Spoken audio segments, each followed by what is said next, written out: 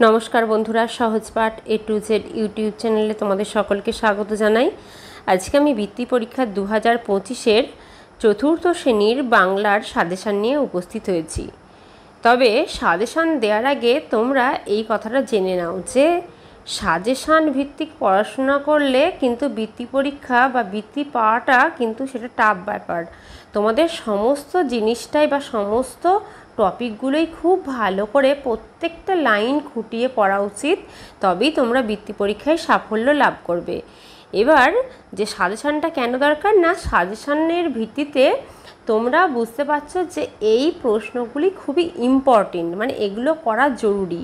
তার পাশাপাশি কিন্তু সমস্ত যদি বিষয়টা পড়ো বা সমস্ত পাঠ্যগুলো যদি লাইন ধরে খুঁটিয়ে প্রশ্নভিত্তিক পড়াশোনা করো তবেই কিন্তু সাফল্য আসবে। অনেকে বলে যে 100% এই সাজেশন দিচ্ছি এতেই 100% কমন আসবে, কিন্তু তোমরা মিলিয়ে দেখবে যে 100% কমন পাওয়া সেটা হচ্ছে খুব লাখের ব্যাপার।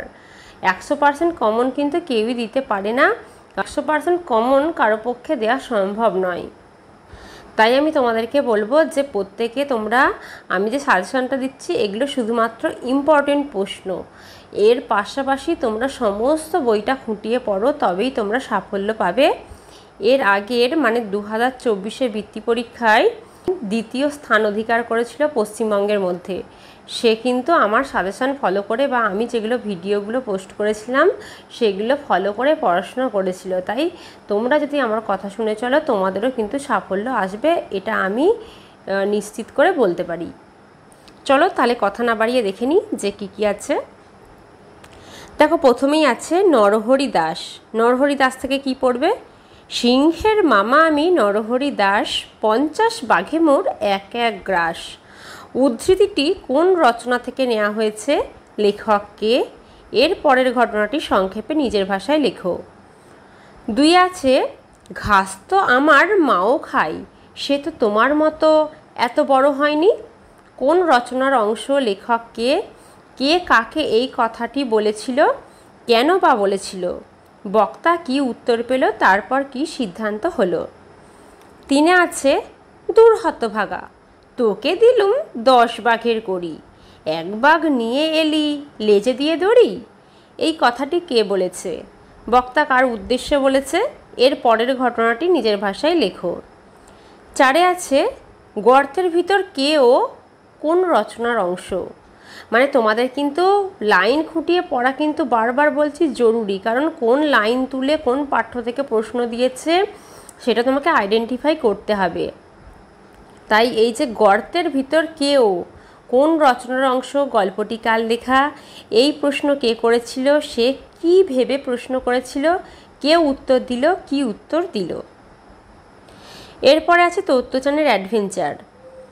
কাজটা যতটা সহজ মনে হয়েছিল ততটা সহজ হবে না। উদ্ধৃতিটি কার লেখা, কোন রচনার অংশ, কাজটি কি, কাজটি সহজ মনে হলো না কেন, কাজটা কিভাবে সম্ভব হলো। 2 আছে এই প্রথম তত্ত্বচান বুঝতে পারল। তত্ত্বচান বইটির লেখিকার নাম কি? তত্ত্বচান কথাটির অর্থ কি? তত্ত্বচান কি বুঝতে পারল। তারপর হচ্ছে কাজটা সহজ ছিল না কেন, অবশেষে কাজটা কিভাবে সম্ভব হলো। 2 বন্ধু গাছের উপর বসে কি নিয়ে গল্প করেছিল। 3 প্রশ্ন আছে ওই সিঁড়িমইটা ও টেনে নিয়ে এলো গাছের গোড়ায়, কার কোন রচনার অংশ? সিঁড়িমইটা কোথায় ছিল? ও কে? কী কারণে ওটা টেনে নিয়ে এলো? গল্পটিতে শিশু মনের কোন গুণাবলী ফুটে উঠেছে। ছেলেবেলার দিনগুলি থেকে কি পড়বে?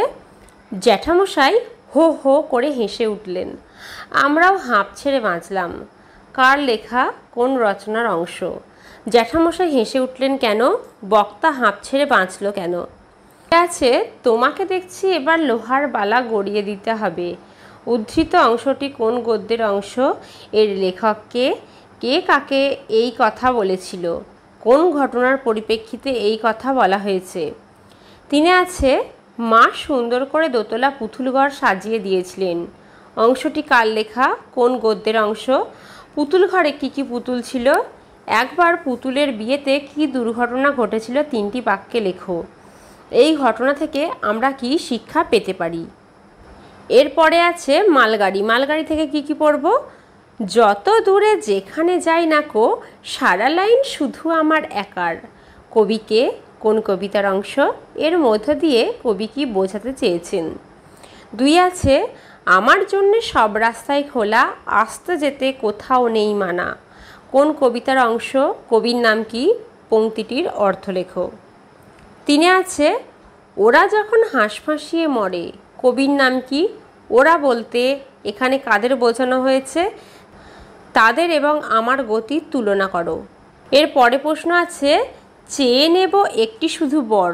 কোন কবিতার অংশ? বর শব্দের অর্থ কি? কবি কার কাছে কিসের এটা বর হবে? বর চেয়ে নিতে চান। এরপরে আছে আমাজনের জঙ্গলে। এখান থেকে কি পড়বে? আমি নিজেও বোতকে দেখবার জন্য ব্যাকুল হয়ে পড়েছিলাম। বক্তাকে। কার লেখা কোন রচনার অংশ? বোতকে। তার সম্বন্ধে প্রচলিত বিশ্বাসটি কি? বক্তার চোখে দেখা বোতর শারীরিক গঠনের পরিচয় দাও। 2 আছে বোতর দেখা পাওয়া নাকি সবসময় ভালো। বক্তাকে। বক্তা কোথায় হারিয়ে গিয়েছিল? বোতো কাদের রক্ষা করে?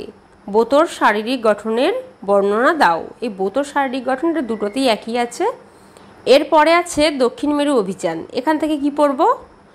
প্রথম দক্ষিণের অভিযান কত সালে কোন মাসে শুরু হয়েছিল?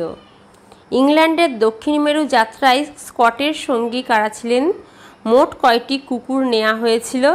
ইংল্যান্ডের দক্ষিণ মেরু অভিযানের আয়োজক সংস্থার নাম লেখো।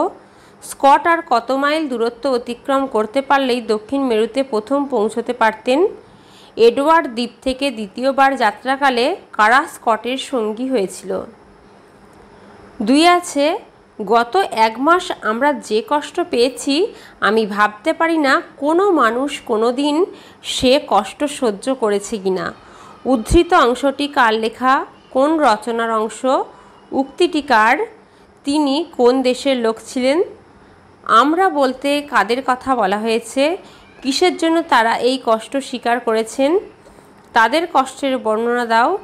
শেষে যে জাহাজে করে রওনা হয়েছিলেন তার নাম কি? উক্তিটি কিসে লিপিবদ্ধ ছিল? কিভাবে তা পাওয়া গেল? তারপর সত্যি চাওয়া থেকে কি করবে? সত্যি চাওয়া কবিতাটি কার লেখা? এখানে তোরা বলতে কাদের বোঝানো হয়েছে? তারা সত্যি চাইলে কি হতে পারে বলে কবি মনে করেন।